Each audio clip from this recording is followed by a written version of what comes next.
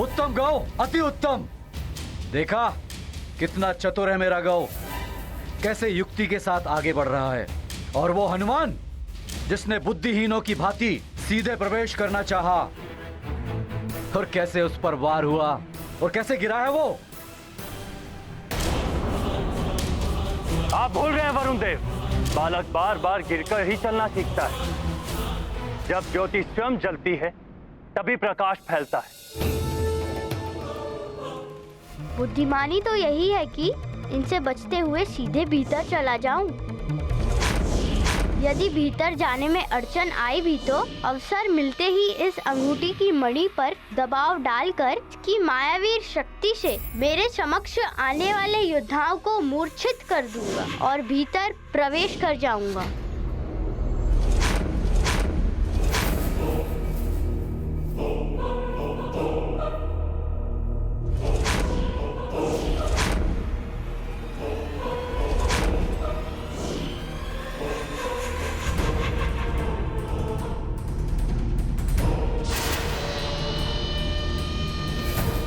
ये तो अदृश्य हो गए। मुद्रिका का प्रयोग तो तभी करना होगा जब सामने वाला योद्धा दिखाई दे। मुझे उचित अवसर ढूंढना होगा। महारानी अंजना अचानक यहाँ?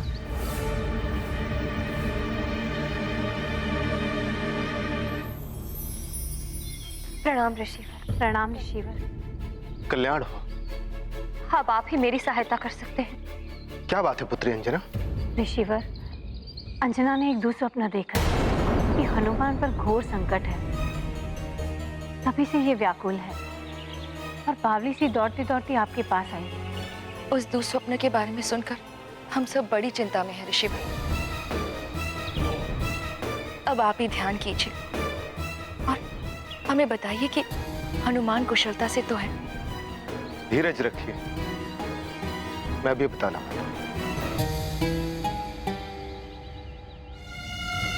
हनुमान को भी अपनी स्वाभाविक शक्तियों के साथ इस स्पर्धा में प्रस्तुत होना पड़ेगा।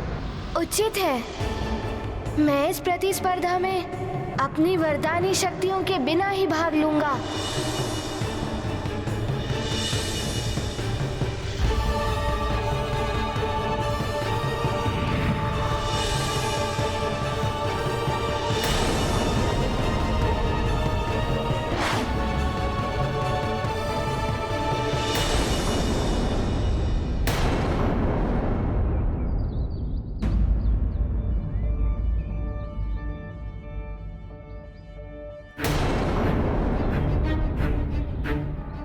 क्या हुआ ऋषिवर? हनुमान कोई संकट में तो नहीं? वो कुशल से तो है ना? हनुमान की शिक्षा में बाधा उत्पन्न हो गई है।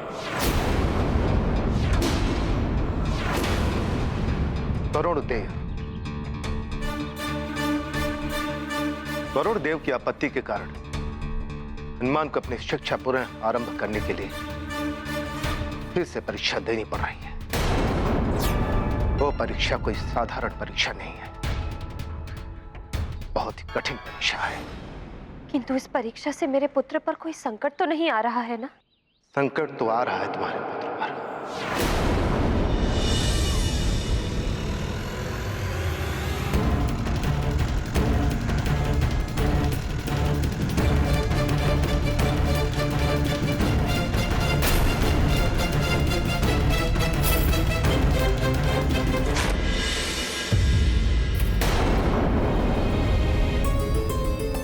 इतनी दूर अकेला है वो, कैसे इस संकट का सामना करेगा?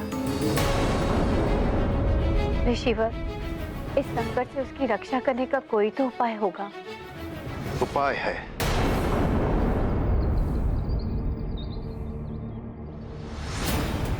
पुत्री अंजना, तुम्हारे पुत्र की कुशलता और स्वप्न के दुष्प्रभाव को दूर करने के लिए कोई घोर पूजा या व्रत करना होगा, तभी संभवतः हनुमान पर आने वाला संकट टल सकता है। मुझे पुनः प्रयास करना होगा।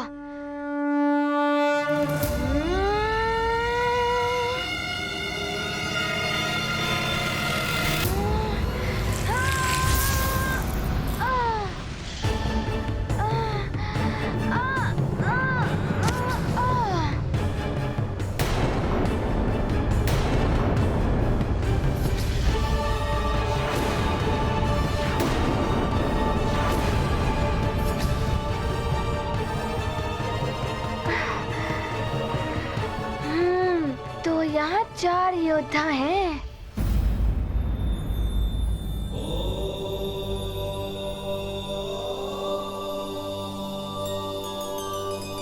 ये तो हनुमान के विरुद्ध षड्यंत्र है प्रभु। उस अबोध बालक को विपदा में डाला जा रहा है। प्रभु और माता दोनों ध्यान में लीन हैं। इनसे कैसे पूछूं मैं कि हनुमान के साथ अन्याय हो रहा है। दिव्य शक्तियों के बिना हनुमान के पास मात्र अपनी ही शक्तियां शेष हैं। कहीं हनुमान को कुछ हो ना जाए। एक देव पुत्र के साथ हनुमान को ऐसी परीक्षा के लिए भेजा जा रहा है जिसमें उसके प्राणों को भी संकट हो सकता है।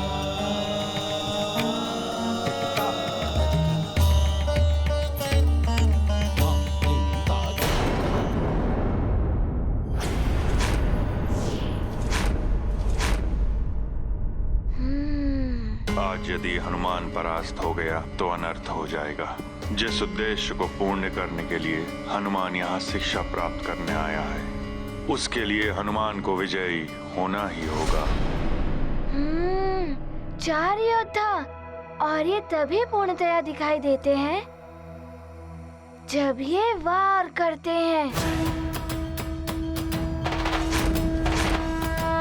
अथवा इनका और इनके शस्त्र का संपर्क मेरी देह से होता है। ये गाथा महाबली हनुमत की, रुचिकर लीला राम भगत की। जय जय जय रघुनंदन राम, जय जय जय महाबली हनुमान। अदृश्य योद्धा करते वार, कैसे पाए उनसे पार।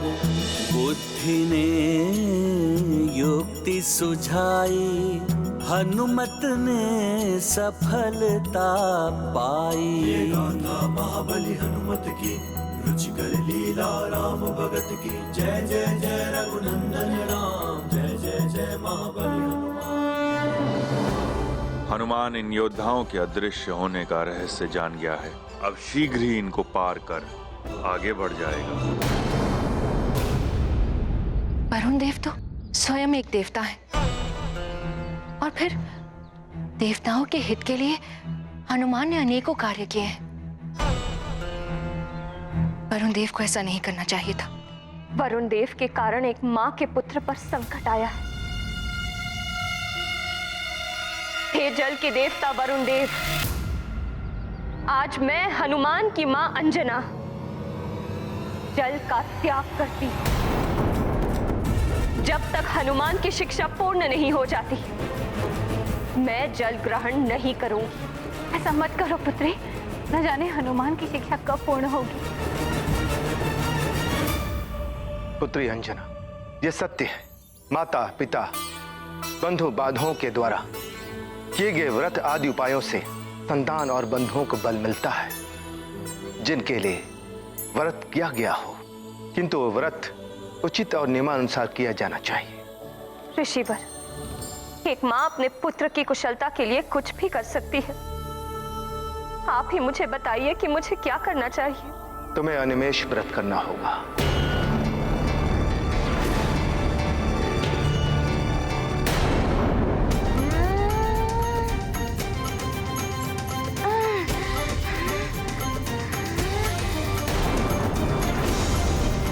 हनुमान, ये तुम क्या कर रहे?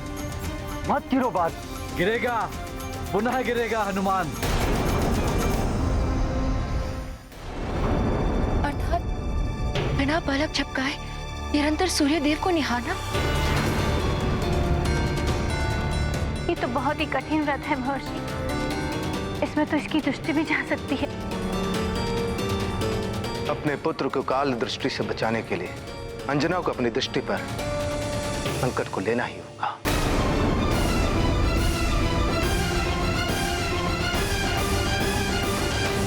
मेरी दृष्टि रहे ना रहे, मेरा पुत्र सकुशल होगा तो उसकी दृष्टि से मैं अपना संसार देख लूंगी। अपने पुत्र हनुमान की कुशलता के लिए मैं अनिमेष व्रत रखूं और उसकी शिक्षा ना रुके, इसके लिए मैं निर्जला व्रत भी रखूं।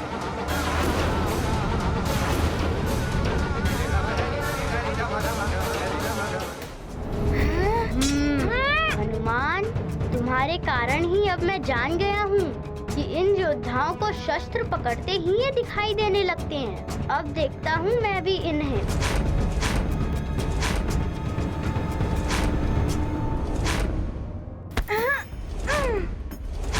अब देखता हूँ कैसे अदृश्य होते हो तुम सब। अब बताता हूँ कि गर्व क्या है।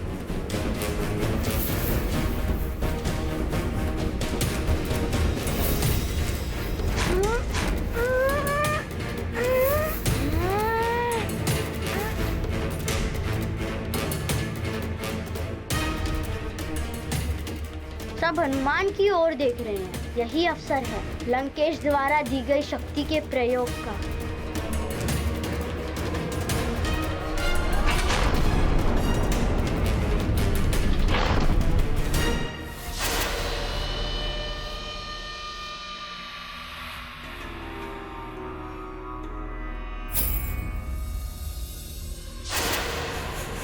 सामने कालकुंभ है। इन योद्धाओं से लड़ने से तो अच्छा है सीधे कालकुंभ में जाकर ध्वज ले आऊं। ऐसा अवसर पुनः नहीं मिलेगा। नारायण नारायण। गव और हनुमान दोनों ही अपने चरित्र के अनुसार व्यवहार कर रहे हैं। अपने बल और चातुर्य के अहंकार से भरा हुआ गव आक्रामक है, इसलिए उसने भाला चुना। हनुमान अतुलित बल का धाम है, किंतु अहंकार जैसे विकार से अछूता हनुमान रक्षात्मक है, इसलिए उसने ढाल का चुनाव किया। अब देखना यह है कि विजय अहंकार और आक्रामकता की होती है या संस्कार और रक्षात्मकता की। नारायण नारायण।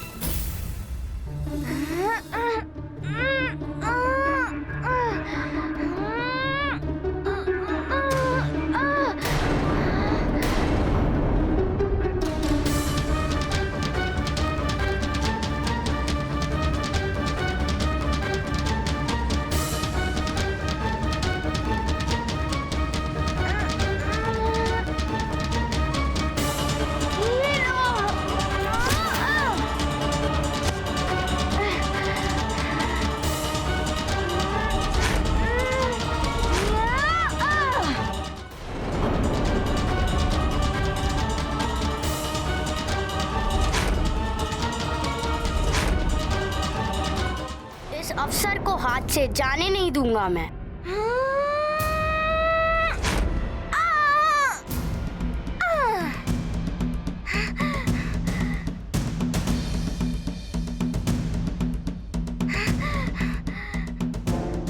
अब तो विजय मेरी ही होगी।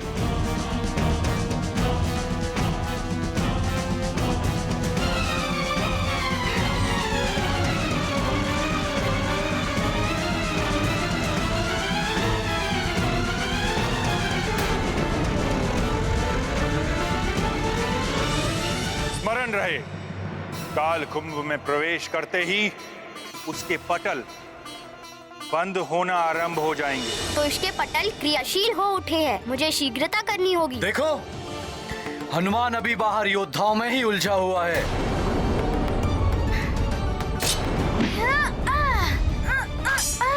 और मेरा गांव काल कुंभ में भी पहुंच गया है। यह है बल और चतुराई। हनुमान से श्रेष्ठ है मेरा गांव। गांव तो हनुमान से पहले पहुंच गया है। यदि हनुमान विस्फोटता में विजय नहीं हुआ तो कैसे अपनी शिक्षा पूर्ण कर पाएगा, और बिना शिक्षा पूर्ण किए कैसे उनसे मिल पाएगा जिनसे उसे मिलना है।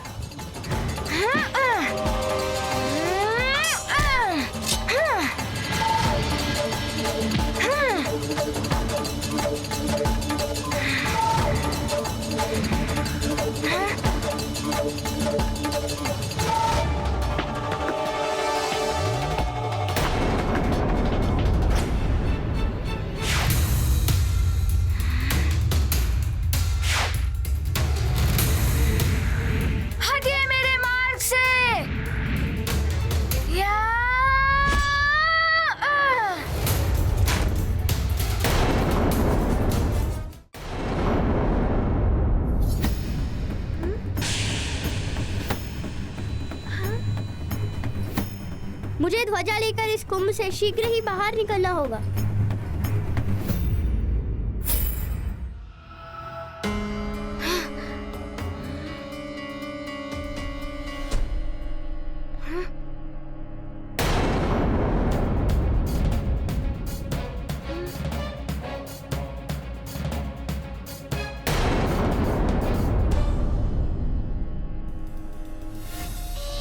अब विजय मेरी ही सुनिश्चित है। इसके लिए धन्यवाद लंकेश, मुझे यहाँ तक पहुँचाने के लिए।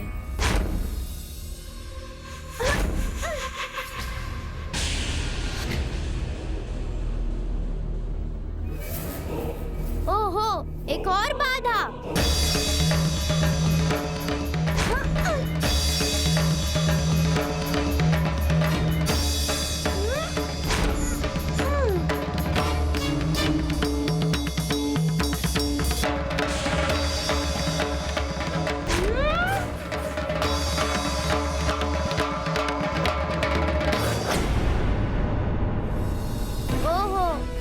विद्युत चक्रों से मेरा बचाव ये दिव्य भाला करेगा।